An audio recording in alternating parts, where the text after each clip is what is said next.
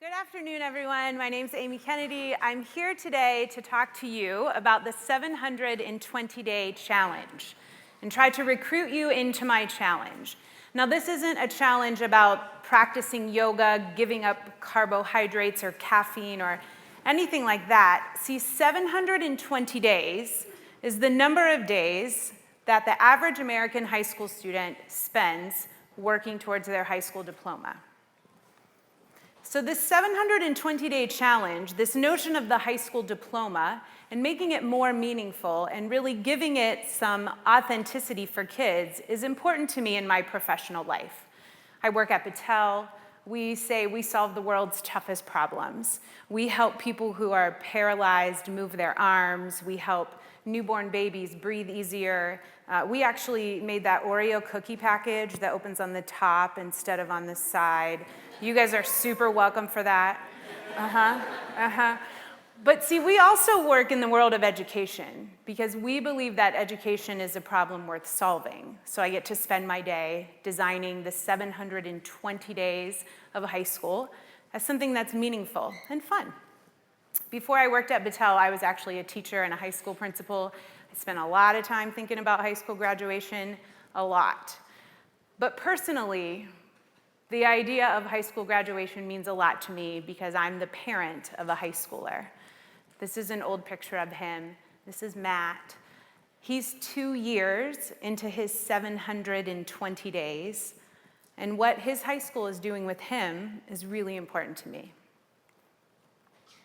So one idea, one thing that I recognize from all of my roles, professionally and personally, is that high school doesn't really have enough practice. You know, there's nothing else in life that's hard, high stakes, meaningful, performance-oriented that we don't practice for. Let's pretend like football ran like how high school runs. Folks would read books about defense, special teams, how snap counts work, how you operate in a huddle, how you go about running plays on offense. They would never put on pads, they would never take a tackle, and then sometime in the future they would just show up ready to go, and we would expect that they know how to do it, because that's what we do with high school. We don't really give kids an opportunity to practice the things that we expect them to be ready to do once they get their diploma. And it's not just sports where this is an issue or where it happens. Let's think about professionals. There's not a chef that became a fantastic chef because they read a book about the 5 mother sauces. There's not, a doctor, a lawyer, a pilot, a mechanic, a police officer, a teacher who didn't get an opportunity to practice what they are going to need to do before they actually do it. But this is what our high schools look like. Kids sit in rooms like these. They move around when the bell tells them to. And we expect them, after they graduate, to make good decisions, to be ready for career, to go to college. But this is what we do with them for 720 days. So let's take a step back and think about everyone in this room and what got you here. And I don't mean literally, like you took a cab, rode your bike, you walked. I mean, what got you where you are today in your career, in your life? Some folks might say my professional network. I knew the right people to get me where I needed to be, and I cultivated that actively. Some folks might say my credential, my education, I went to college. Maybe someone's going to say I did an internship and I got hired and it's been the best thing I ever did. Did anyone in the room say your high school diploma got you where you are today? No one sitting here for 720 days got you where you are today. And so let's think about that high school diploma for just a minute and think about how that gets shaped. It's tempting and seductive to kind of blame it on the schools. It's the school's fault, it's the principal's fault, it's the teacher's fault. But see, they don't make up the high school graduation requirements. Policymakers do, state lawmakers, state departments. That's who decides what is a course of study worthy of a high school diploma.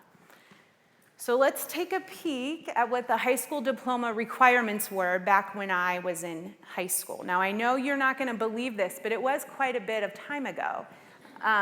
Actually, we didn't even have Google yet, and this is what I had to do to graduate from high school.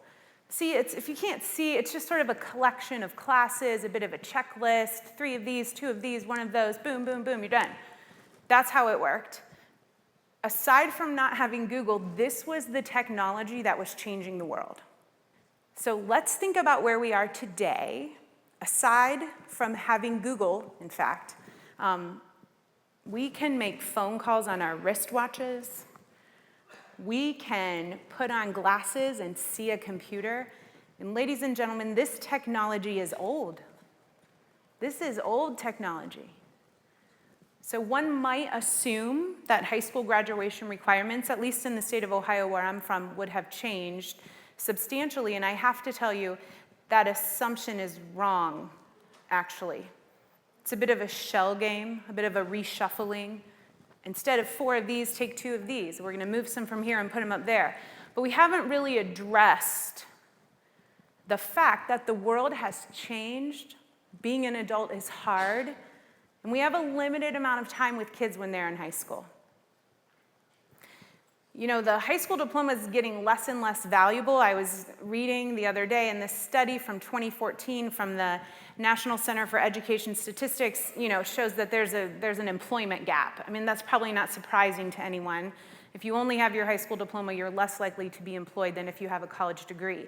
But what is surprising is how that gap is changing the younger the population that we look at. So the closer kids are to the high school diploma, the bigger the gap in their employment. So I like to think it's not just me that thinks the high school diploma is not really preparing kids for something meaningful, it's the market. Now, we could build high schools that give kids opportunities to practice what it is that got us where we are today, some of the skills of being a successful, professional, contributing adult. And this is what that would look like. I talked to you about building your professional network. Well, we can help high school kids do that. We could help them get involved in their community, volunteering, service learning, helping out, getting engaged. We talked about college degree and credentials. It's a bit of a crime that we don't give kids an opportunity to take a college class while they're still in high school. Because no shocker to anyone who's gone to college, it takes more than solving an equation to get an A in calculus class. You have to show up and no one's taking attendance. You have to do your homework and no one's grading it. You have to figure out how to get your book. You have to figure out where your class is.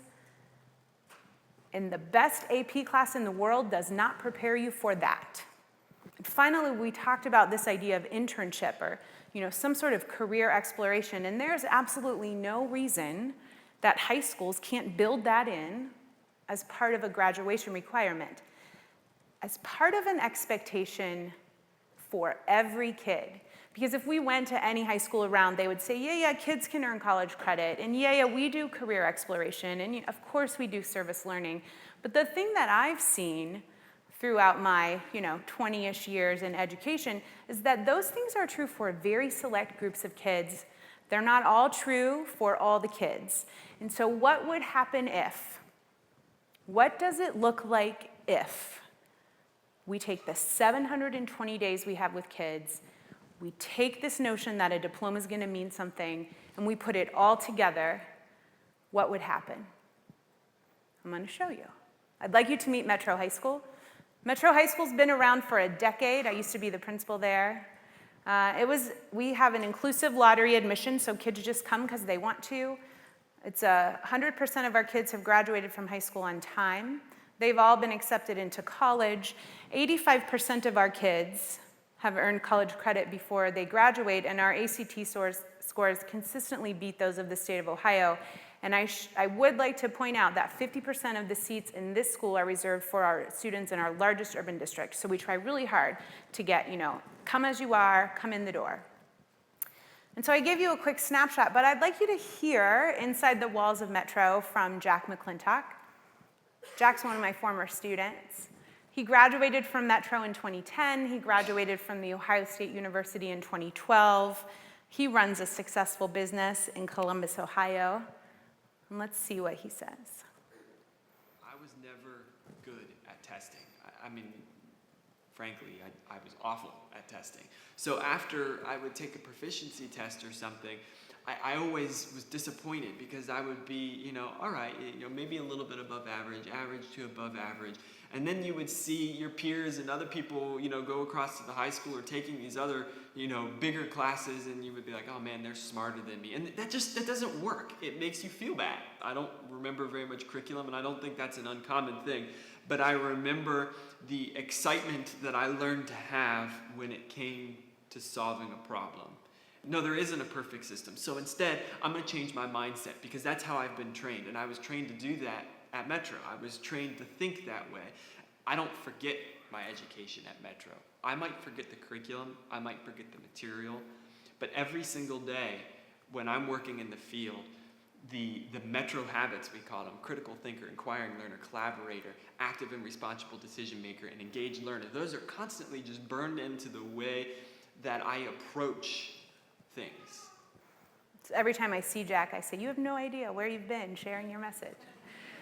So, a school like Metro is great for students like Jack. It's great for all students.